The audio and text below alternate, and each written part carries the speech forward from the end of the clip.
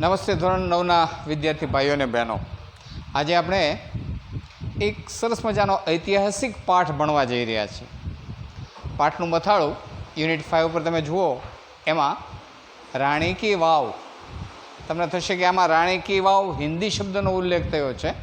તો જી, હિન્દી શબ્દનો ઉલ્લેખ થયો હોય તો પણ આપણે ઇંગ્લિશ પાઠની અંદર એનો ઉલ્લેખ કરવાનો છે. પાઠને શરૂ કરતાં પહેલાં તમને પ્રી ટાસ્ક આપ્યું છે, એના પર સાહેબ નજર કરો. અચ્છા, શેનું મંદિર દેખાય છે? હા, બરાબર છે, સોમનાથનું મંદિર છે. તો જો સોમનાથના મંદિર વિશેની કેટલીક વિગતો તમને અહીં નીચે આપી છે. તમારે એ ખાલી જગ્યા પૂરવાની છે. એકાદી ખાલી જગ્યા આપણે પૂરી જોઈએ. ધીસ ટેમ્પલ ઓફ ખાલી જગ્યા is great architectural example of Hindu temple. તો ત્યાં શું મૂકશું આપણે? સોમનાથ. બરાબર છે, તમારી વાત સાચી છે. ધ ખાલી જગ્યા ઇઝ કોલ્ડ શિખર.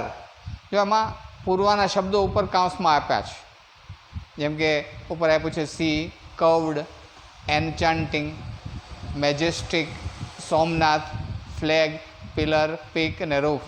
આમાંથી શબ્દો લઈ અને તમારે આ ખાલી જગ્યા પૂરવાની છે. અને એ ખાલી જગ્યા પૂર્યા પછી એ આખા ફકરાને કમ્પ્લીટ કરવાનો છે. એનો અર્થ એમ થયો કે આજે આપણે કોઈક એવા ઐતિહાસિક ધરોહર વિશે ભણવા જવાના છીએ જે કદાચ આપણા ઐતિહાસિક જ્ઞાનમાં પણ વધારો કરે. ત્યાર પછી પ્રી ટાસ્કની અંદર બીની ઉપર નજર કરો. એક સરસ મજાનું ચિત્ર તમને જોવા મળશે. કોઈ કહેશે આ કયું સ્થળ છે અથવા કયા શહેરની અંદર આવેલું છે? હા, સૂચનામાં લખ્યું જ છે.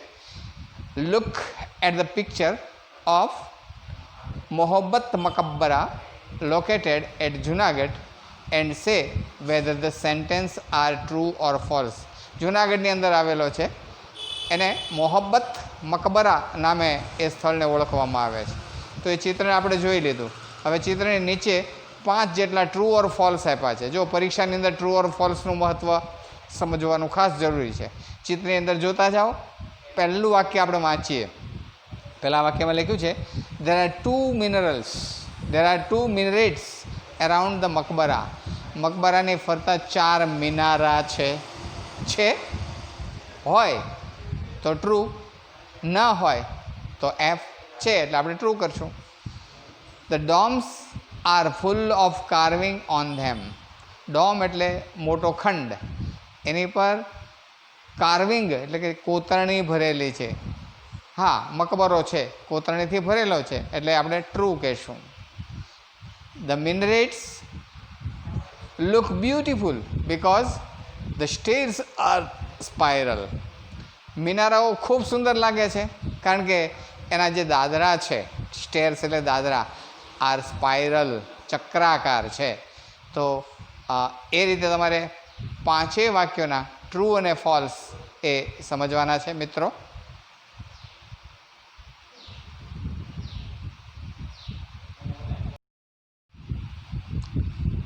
મિત્રો, હવે આપણે પાઠની શરૂઆત કરીએ. સામાન્ય રીતે કોઈ આપણને એમ કહે કે આપણે ફરવા જવું છે એટલે બહુ ખુશ થઈ જઈએ, નાના હોય કે મોટા, બધાની આ સ્થિતિ હોય છે. તો ચાલો આજે આપણે ઐતિહાસિક પ્રવાસે જઈએ અને એ ઐતિહાસિક પ્રવાસમાં એક એવું સ્થળ કે જે ગુજરાતની ઐતિહાસિક ધરોહર તરીકે ઓળખાય છે. પાઠનું મથાળું તો તમે આગળ જાણી જ ચૂક્યા છો. જી હા, રાણી કી વાવ. રાણી કી એટલે રાણીની બનાવેલી વાવ. અંગ્રેજીમાં એને આપણે કહીશું ધ સ્ટેપ વેલ. તો ચાલો રીડ ઉપર બરાબર ધ્યાન આપો. સ્ક્રીન ઉપર તમારું ધ્યાન, અને એક એક લીટીને બરાબર આપણે ટ્રાન્સલેટ કરતા જઈએ અને સાથે એમાં આવતા અઘરા શબ્દો છે એ તમે નોંધતા જાઓ. રાણી કી વાવ. The step well is approved site on the World Heritage. Heritage એટલે વારસો. વિશ્વ વારસા તરીકે રાણી કી વાવને એપ્રુવડ કરવામાં આવી છે, માન્ય કરવામાં આવી છે. It was declared by UNESCO at the world heritage committee. World heritage committee, વિશ્વની વારસા માટેની જે એક મંડળ છે, એણે જેને આપણે યુનેસ્કો ટૂંકમાં એને કહીએ છીએ, એણે આને વૈશ્વિક વારસા તરીકે જાહેર કર્યું છે. UNESCO has recognised this masterpiece at an exceptional example of water management system. યુનેસ્કોએ આ ભવ્ય ઇમારતને પાણી વ્યવસ્થાપનનું એક સરસ મજાના ઉદાહરણ તરીકે પણ સાબિત કરી છે, એને ઓળખાવી છે. It is wonderful sample of technological development for utilizing groundwater resources in a single structure. આમ જોઈએ તો આ એક સેમ્પલ એટલે કે ઉદાહરણ છે, અદ્ભુત ઉદાહરણ છે. શેનું?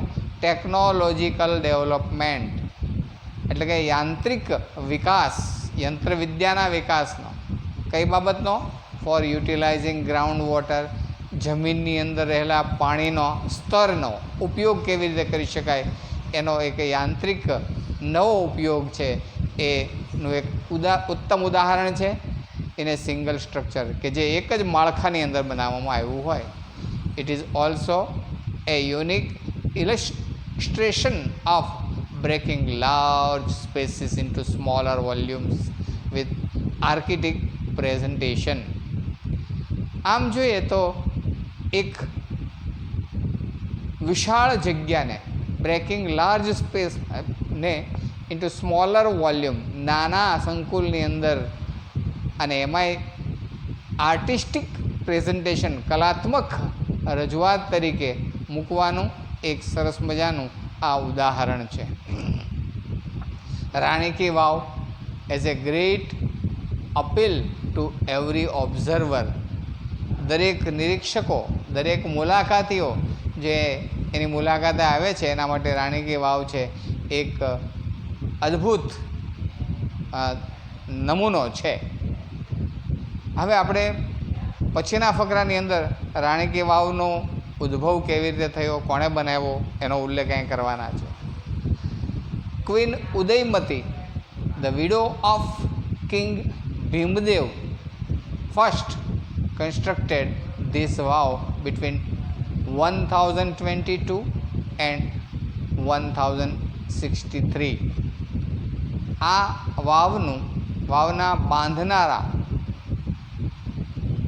ઉદયમતી રાણી હતા કે જેઓ ભીમદેવ પહેલાંના વિધવા પત્ની હતા. એમણે 1022થી 1063ના વર્ષગાળા દરમિયાન આ વાવનું સર્જન કર્યું.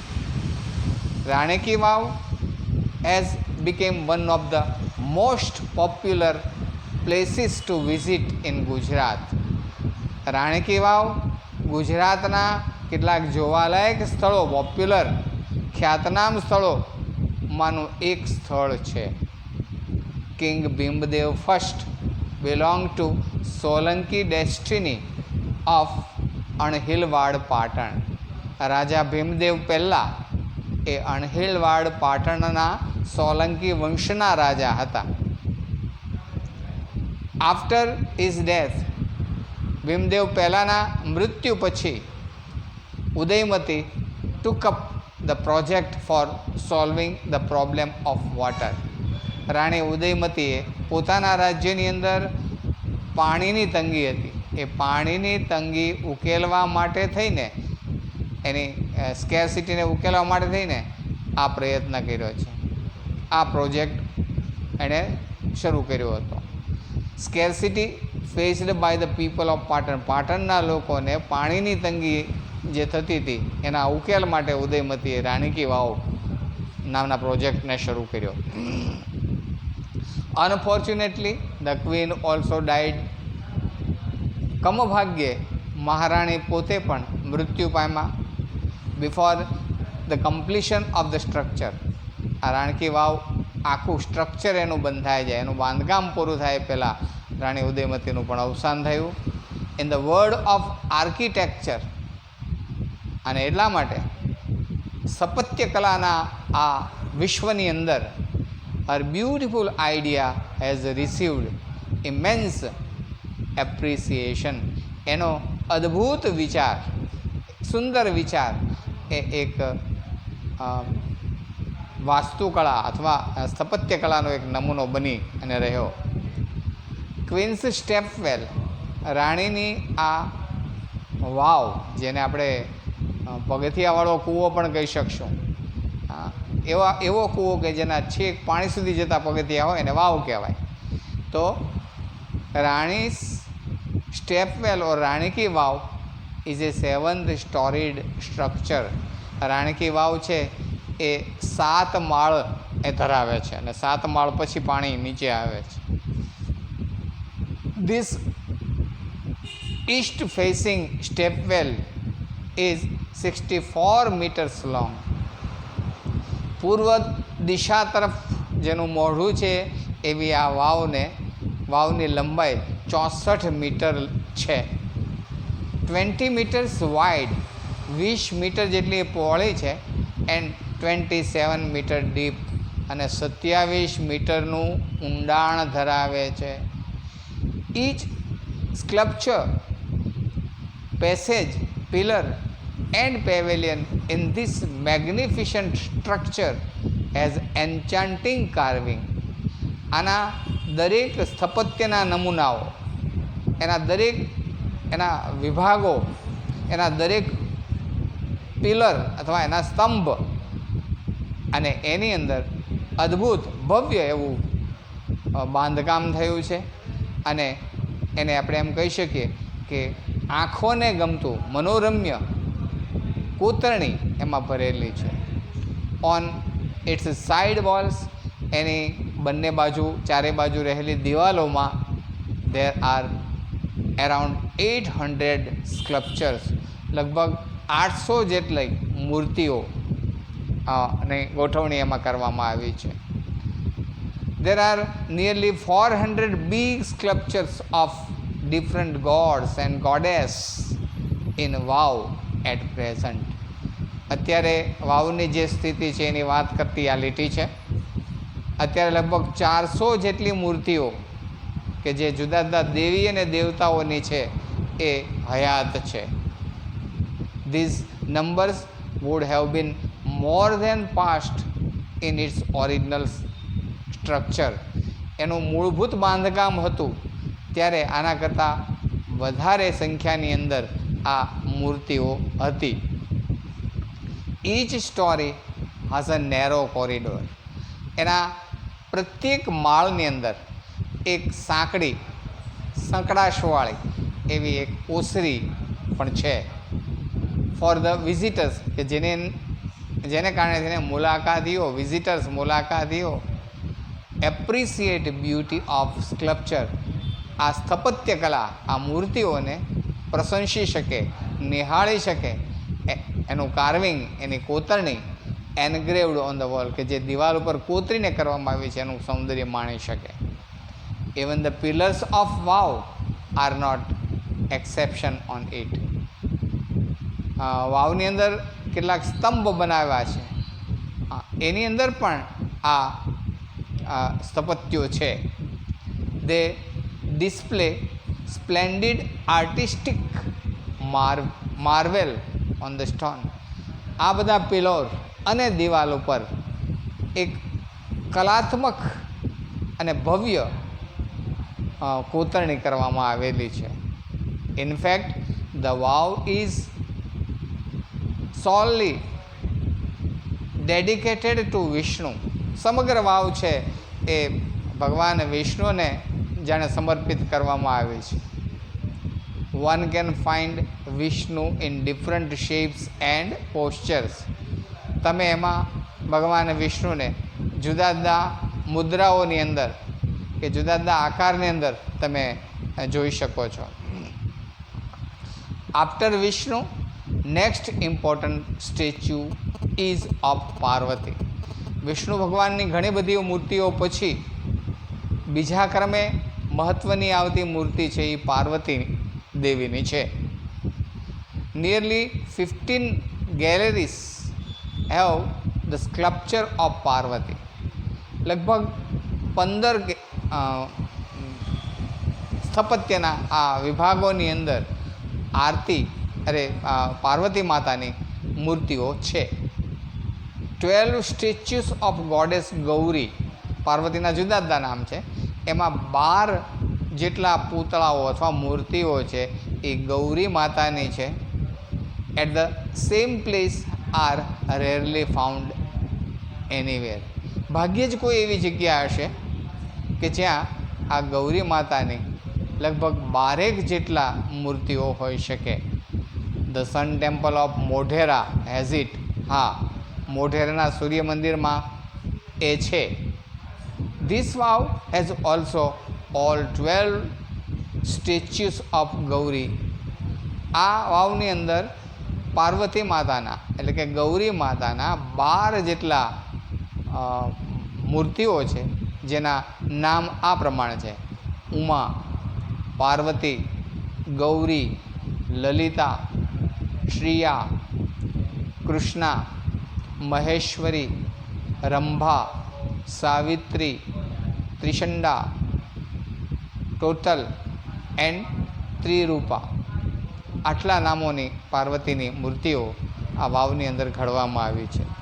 બિસાઇડ્સ, આની સાથે સાથે there are many statues of god and goddess such as Ganesh, Agni, Vayu, Surya, Bhairav, Chamunda, Brahma, Indra, Indrani, Vaishnavi, Varahi, Mahalakshmi, Kuber, etc.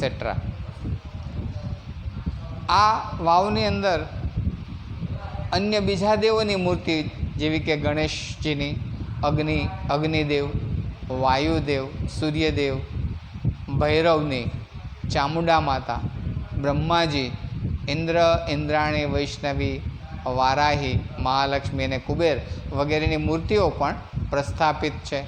તમે ચિત્રની અંદર જોઈ શકો છો કે વિવિધ દેવોની મૂર્તિ છે. એનું કેટલું સરસ મજાનું કોતરકામ અહીંયા જોવા મળે છે. There are also some of rare sculptures of gods. કેટલાક એવા ભગવાન છે એની ભાગ્યે જ જોવા મળતી મૂર્તિઓ અહીં તમને જોવા મળશે. Here one can find the statue of Lord Buddha. આ વાવની અંદર તમને ભગવાન બુદ્ધની મૂર્તિ પણ જોવા મળશે કે જે with 4 hands. ભગવાન બુદ્ધની એવી મૂર્તિ કે જેમાં 4 હાથ છે.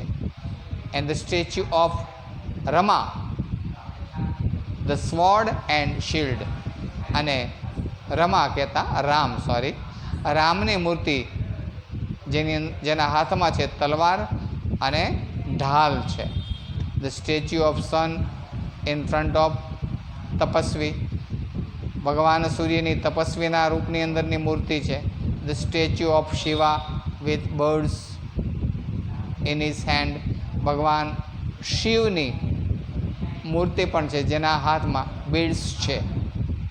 The statue of Parshuram with soft and gentle expression are rather having hard and stern look. ભગવાન પરશુરામની એક એવી વિશિષ્ટ મૂર્તિ છે. ભગવાન પરશુરામ છે એ ગુસ્સેલ હતા, બરાબર છે, પણ અહીંયા ભગવાન પરશુરામની એવી એક મૂર્તિ છે કે જેના ચહેરા ઉપર તમને શાંતિ જોવા મળે.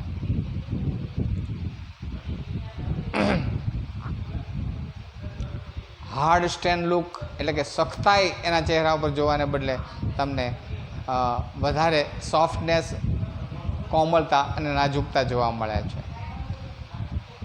સમ of the sculpture display compensatory contemporary lifestyle. કેટલીક મૂર્તિઓ એવી છે કે જે જીવનશૈલીઓને રજૂ કરતી અહીંયા છે, જેમ કે ફોક ટેલ્સ, લોક વાર્તાઓની ઉપર આધારિત કોઈ દેવી દેવતાઓની મૂર્તિઓ, એનિમલ પ્રાણીની મૂર્તિઓ, એન્ડ હ્યુમન ઇન્સ્ટિક્ટ અને માનવીય કેટલીક મુદ્રાઓ ઇટીસી એટસેટ્રા આની અંદર જોવા મળે છે. The reveal artistic vision and unique imagination of sculptures.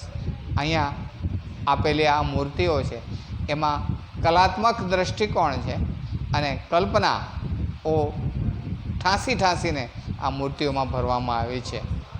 There are nearly 300 sculptures of apsaras. અહીંયા લગભગ 300 મૂર્તિઓ વિવિધ અપ્સરાઓની પણ બનાવવામાં આવી છે. અપ્સરા એટલે ભગવાન ઇન્દ્રના દરબારની અંદર નૃત્ય કરતી નૃત્યાંગનાઓ. The sculptures presented a vast range of emotions. આ બધી મૂર્તિઓ લાગણીની એક પરંપરા વિપુલ માત્રાની અંદર રજૂ કરી રહી છે. And feeling on the faces of apsara. આ અપ્સરાના ચહેરા ઉપરની લાગણીઓ, વિવિધ પ્રકારની લાગણીઓ તમે નિરખી શકો છો. They displaying variety of different mood and situation. અપ્સરાઓના અને વિવિધ મૂર્તિઓના ચહેરા ઉપર ડિસ્પ્લેઇંગ થયું છે. શું રજૂઆત થઈ છે? શેની? વિવિધ પ્રકારના મિજાજની અને વિવિધ પ્રકારની પરિસ્થિતિઓનો આલેખન જાણે થયું હોય એવું લાગે છે. Most of them present Vishnu in his 10 different અવતાર. આમાં વિષ્ણુ ભગવાનના 10 જેટલા જુદા જુદા અવતારોની મૂર્તિ પણ મૂકવામાં આવી છે. The most attractive sculpture are those of Varaha. ભગવાન વિષ્ણુના 10 અવતારમાં ખૂબ જ આકર્ષક લાગે એવા એના અવતારોમાં એક અવતાર છે વરાહ અવતાર, વામન અવતાર, નરસિંહ અવતાર, રામ અવતાર, કલ્કી અવતાર અને મહિષાસુર મર્દિનીનો એક અવતાર છે માતાજીનો. એ મૂર્તિઓની અંદર આલેખવામાં આવ્યો છે.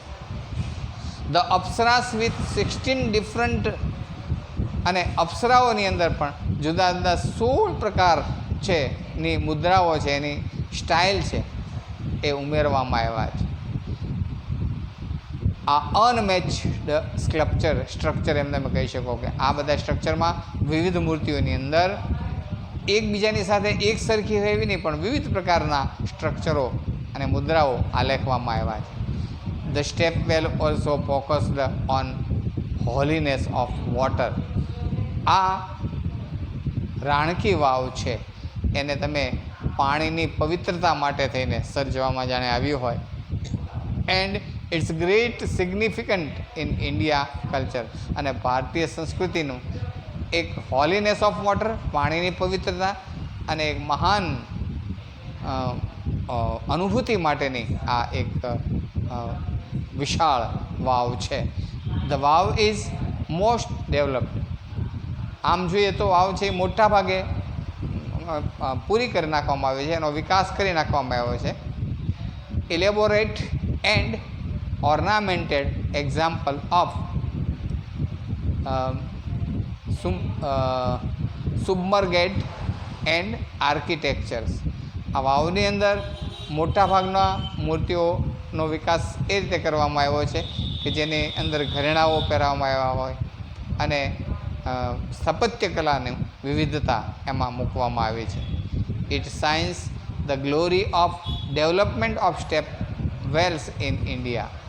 રાણી કી વાવ ઇટ એ જાણે ભારતની અંદર આવેલી આવી સ્થાપત્ય કલાઓવાળી વિકસિત ભવ્યતાને રજૂ કરતી વાવ છે. This vav is large and complex type of step well. આ વાવ છે એ બહુ મોટી છે અને એક અટપટી પણ છે. It has ornamented panels of sculptures. એમાં વિવિધ મૂર્તિઓને શૃંગારિત કરી છે. એટલે બરીડ અંડર મડ. આમ તો વર્ષો સુધી આ વાવ જ્યાં સુધી પ્રકાશમાં નહોતી આવી ત્યાં સુધી એ કાદવની અંદર, કીચડની અંદર દટાયેલી હતી. અને એ કાદવ કીચડમાં દટાવાનું કારણ અહીંયા લખ્યું છે ડ્યુ ટુ ફ્લડ. કદાચ એ વિસ્તારની અંદર પૂર આવ્યું હશે અને પૂરની અંદર આખી વાવ દટાઈ ગઈ હશે અને કાદવ કીચડથી આખી ભરેલી હતી. And then vanishing of river Saraswati. અને વાવનો કેટલોક હિસ્સો છે એ બાજુમાં વહેતી સરસ્વતી નદીને કારણેથીને પણ નષ્ટ પામ્યો હશે. It was hidden under the layer of sleet of almost 7 centuries. લગભગ 7 શતક સુધી એ આ કાદવ કીચડ વગેરેના પડની અંદર એ છુપાયેલી રહી હશે. The archaeological survey of India, જેને ટૂંકમાં આપણે ASI કહીએ છીએ, એણે took a great care of preserve this structure. એણે આ બાંધકામને ખૂબ જ કાળજીપૂર્વક સાચવ્યું છે. ઇન ફેબ્રુઆરી 2013, 2013ની ફેબ્રુઆરીમાં ASI archaeological survey of India ASI એ nominated this vav for world heritage site. આ વાવને વૈશ્વિક વારસા તરીકે જાહેર કરી. With the excellent team work of the ASI by the ASI and state government of Gujarat is got a recognitions by UNESCO. એક સારા team work દ્વારા ASI દ્વારા અને ભારતીય ગુજરાતની સરકાર દ્વારા એને અત્યારે યુનેસ્કો દ્વારા એક ઓળખાણ સાંપડી છે, પ્રાપ્ત થઈ છે. મિત્રો, એટલે સીધું રાખીએ. ત્યાર પછી આપણે એની ગ્લોસરી અને હોમવર્ક માટે થઈ અને પાછા મળશું. આભાર. Thank you. નમસ્તે.